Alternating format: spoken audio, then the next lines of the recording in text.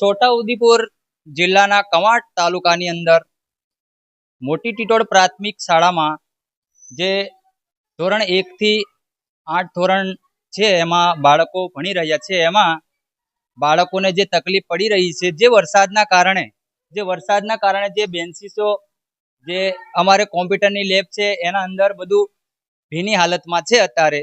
તો અમારે એટલું સરકારશ્રીને રિક્વેસ્ટ છે કે ગુજરાતના શિક્ષણ મંત્રી અને ગુજરાતના મુખ્યમંત્રી જેથી કરીને છોટાઉદેપુર જિલ્લાના વહીવટી તંત્ર આનું ધ્યાન દોરે અમે માંગણી છે. અને તાલુકો અમારે મોટી ટીટોળ પ્રાથમિક શાળા આ મારે ગામની જ શાળા છે.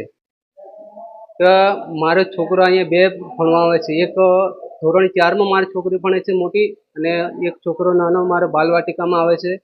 તેથી અમે સ્કૂલમાં આવ્યા ત્યાં મને છોકરાએ કીધું કે મારા પપ્પા ત્યાં બેહવાનું પોઝિશન કે પાણી બધું પડ્યા કરે ને અમને સાફ સફાઈ કરવું પડે ને એવું બધું કહે છે. તો અમે નિહારમાં આવીને જોયું ત્યારે બધી રૂમોમાં 1 થી 8 ધોરણ છે અહીંયા અમારી સ્કૂલમાં, તો બધી રૂમોમાં પાણી પડે છે.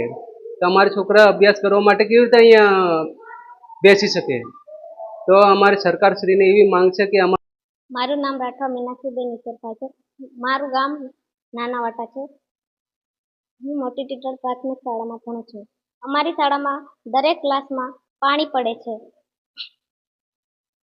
અમને ખૂબ જ તકલીફ પડે છે. અમારી માંગ છે કે સરકાર અમને સારી સ્કૂલ બનાવી આપે અને ભણવા માટે બેસવા માટે સારી જગ્યા કરી આપે એવી અમારી સરકાર પાસેથી માંગ છે.